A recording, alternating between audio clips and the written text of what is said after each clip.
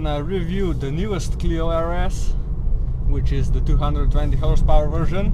It's got the Krapovich exhaust system, which is pretty damn good, I would say. Makes some nice loud noises, but right now we're not in sport mode, we're like in standard mode, so we're just gonna keep it that way for a second. Well, first off, driving position pretty good. The gauge cluster, I guess, it could be a little bit better because I don't know, these weird shapes. I'm not a fan, really, I would say. Come on, grandma, remove yourself. So yeah, the steering wheel is nice, of course. They know how to make a steering wheel. Obviously they've made a bunch of these already, so by this point they've got one. It's got cruise control, it's got pretty much everything, and as you may have noticed, it has flappy pedals because it's auto, sadly, because manual will be way sicker. Now we're just in automatic mode for a while, and we're just gonna cruise for a bit. So as you can see, a bunch of red details because RS, of course. We got the entertainment system, the entertainment system. I'm just gonna stop trying. So yeah, we have all this good stuff. We have the RS monitor, which shows us a bunch of fun stuff. Like, this is also pretty cool for corners, the G diagram. Interesting to watch that go. And it's got a bunch of neat features. It's got navigation, it's got audio, it's got phone. It basically has everything, so it does everything pretty well. We use the navigation, it does good.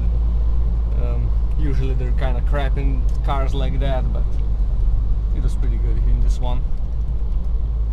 So yeah, the seats are pretty good, I would say. Nice bolsters in the back. You don't move around a lot. They're nice and stiff. They're not like couch, but they're nice and solid.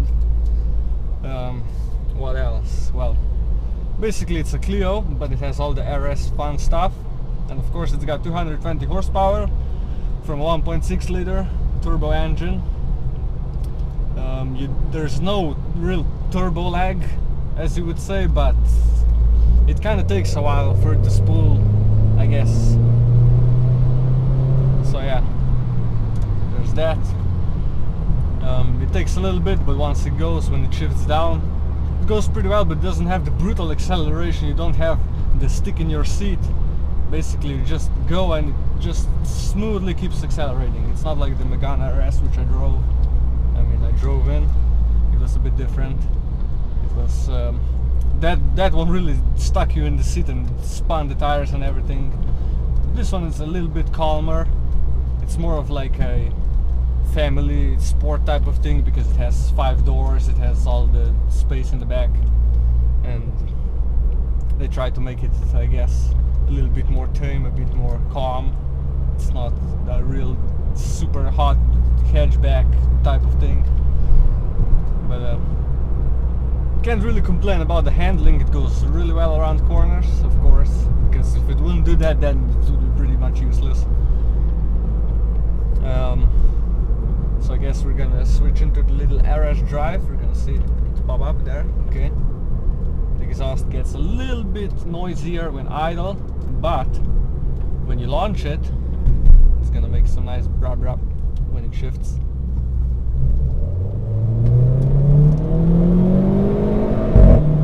Like that, yeah. So that's pretty good. The exhaust is really spot on. The Krapovich is also on the Megane, and it's also pretty damn good there. So I think we're just gonna try launch control very quickly. There we go. Hold the flappy pedals up. There we go. Throttle, and here we go. Lots of spin because it's kind of wet. Foot to the floor. Yeah, it's pretty nice. Sounds brutal.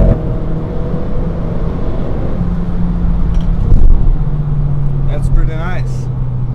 Brakes are alright. They're not amazing. They're not drilled. They're not slotted. They're not anything. It's just like sport brakes, basically. So I think they should improve on that just a little bit.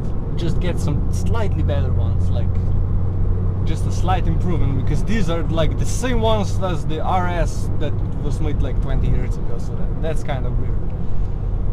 But other than that, I'm in sport mode right now. It shifts up pretty quickly for an automatic. I wish it would kind of shift a bit faster. So I guess we're also gonna try the flappy pedals for a second. Shift down.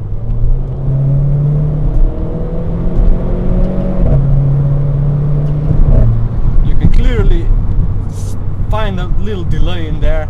It's not that fast because, of course, it's a Clio. It doesn't have the most amazing gearbox. It's not like a fucking Ferrari or something. But I'm just gonna keep it in auto for now because the flappy pedals, not that exciting. They're not that fun to use. Maybe so you hit rev limiter and you do some fun stuff, but other than that we can also go out of sport mode because we don't need that. But it's also hard to kind of accelerate smoothly. It shifts down almost instantly. Look, I'm just accelerating. A bit more gas. Okay, this time it went well. Usually it shifts down for some reason. Okay, guess you have to get used to it or something. But you know, it drives nice. It's not too stiff. It's all nice. It goes around corners really well, which I'm gonna insert some clips from before, which we did. And yeah, not bad, but honestly, save some money, buy them again. It's so much more fun because that thing just rips all the way. But there's nothing else really to talk about. It's like, it's a Clio with fun stuff in it. But the problem is the basic Clio is not exactly the fun type. It's not like the older ones. Those were fun, I guess. Light, like quick. They don't have unnecessary junk. You don't need 5 doors in a Clio. Why? Just make something else, or make it optional or whatever. We don't need 5 doors.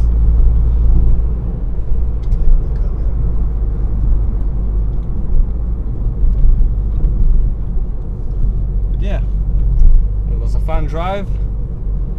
We used up some gas. We used up some gadgets. So now we're gonna move over to the old one, and then I guess I'm gonna do a little comparison and tell you what I think exactly about the whole generation gap between the two RSs. So here we are in a 17-year-old Clio 172 Sport. So I guess we're gonna go for a little drive and see how we feel about that.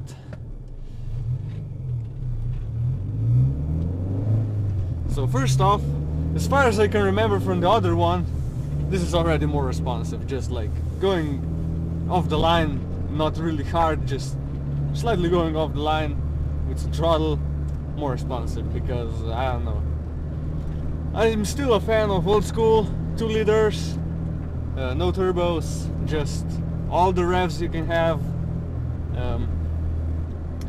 I guess, well, they have to do turbos for the sake of like emissions and whatever, but honestly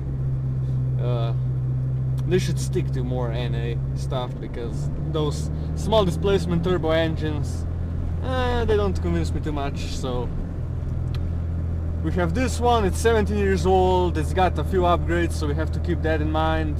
It's got some suspension mods, like of course shocks and everything.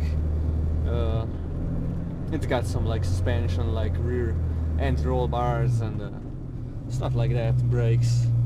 But all those upgrades should mean that it should be on the level the new one is. But honestly, the new one is not on a great level.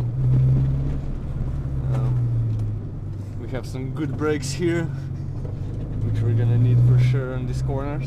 Very nice road.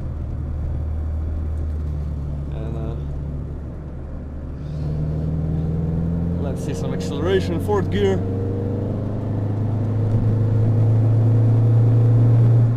I mean, pretty good for NA.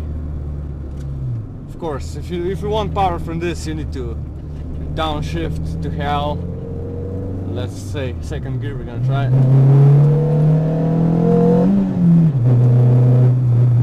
problem. And that's the difference, you know. The new Clio, it's supposed to be sporty, it's supposed to be fun, but instead they've turned it into a regular guy hot hatch for guys that just barely got their license and they don't want to crash it. It's too tame compared to this, and that's why I'm not too excited about the new one. Even though they have all this nice exhaust, they have all this specially tuned suspension, but it really doesn't help it out, because when you got an automatic transmission and an engine that doesn't give the nice acceleration that you want out of it, you just have a regular Clio. What's the point? I mean, seriously, I've driven cars with 90 horsepower that's more fun than that. So we're gonna do some acceleration out here.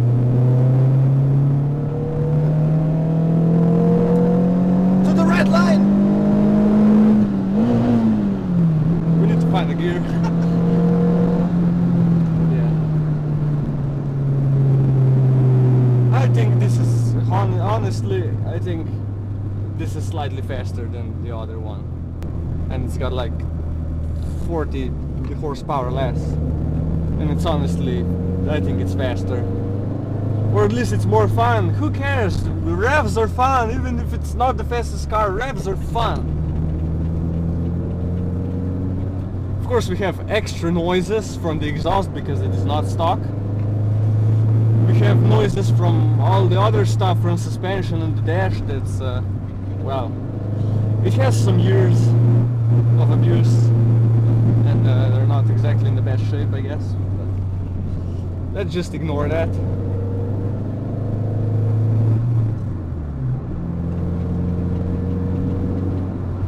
So I don't know what to say at this comparison. They can't really compare, that's the thing. The new one can't really compare because it's not really a sport Renault.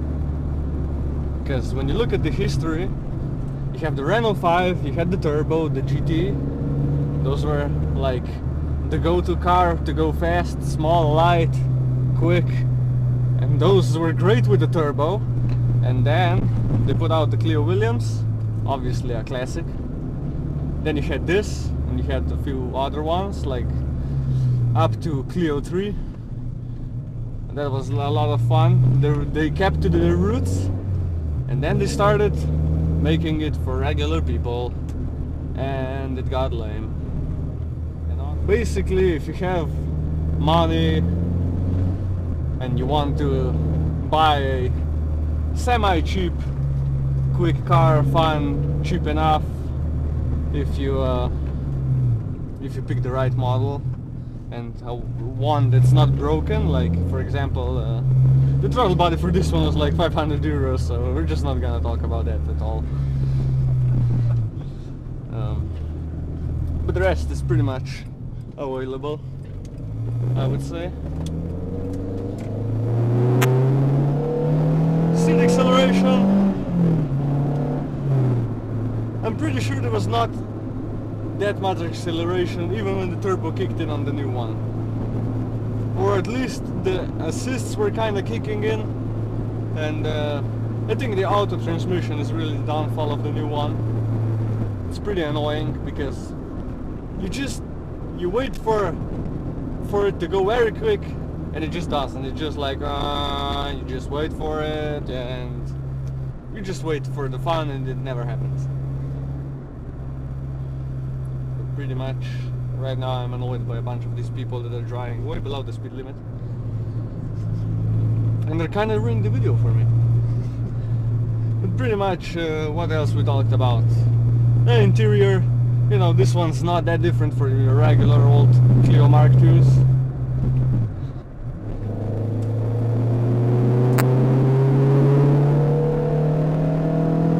See?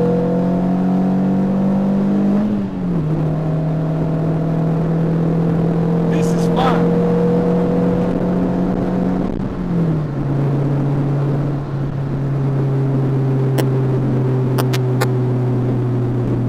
It's pretty loud.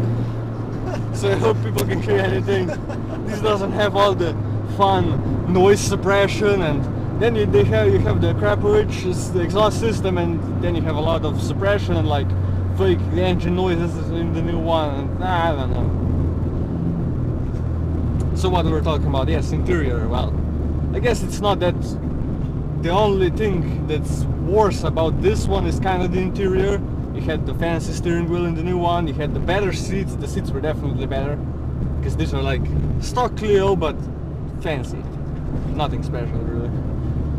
Everything else is pretty much the same as a regular one, but the new one had all the weird console and the fish that we talk about. That was pretty weird. That fish was hella weird. To end up this comparison, I guess, if you want fun, you should go for this one. If you want a daily that's probably not gonna break that much, I guess the new one. Because, well, some people like to buy new cars for the reliability and all of that stuff, but honestly, if these things are well maintained, they're gonna run forever too. It's not anything crazy for engine wise. It's like a regular 2-liter that likes to rev high, and so I guess if you do maintenance it should run, because they're not known for really blowing up or anything like some other engines of this type. But I guess these are also getting pretty rare now. All of them are trashed. Most of them are in parts. Most of them are driven by people that don't take care of them. We know a bunch of those. Yeah. Lots of raps. So I guess we're gonna end this video. You decide for yourself what you want, but I don't know. See, I can't find gears in this thing, Jesus Christ. I would personally pick the older ones. I like older cars anyways. That's why I drive old hoopties, because they're nice. I guess if they want the new ones to really stick out, they should go back a bit. Make some fun cars. Make it a bit smaller, because this is like tiny compared to the new one. And that's just ridiculous. So yes, thanks for watching the comparison, and leave down below what did you think of the new one, and what do you think of the old one, and what other cars could compare to this, and which other cars have been ruined by the same problems. So thanks for watching. So we're just at the McDonald's, and the ultimate test in the Clio Aries is, does it fit? And it does. does it fit? And it barely does. You can't pull up the handbrake because you're gonna ruin the cup. I don't know what that's supposed to be for, because you can't fit any cups in there, but yeah, this car can fit one cup.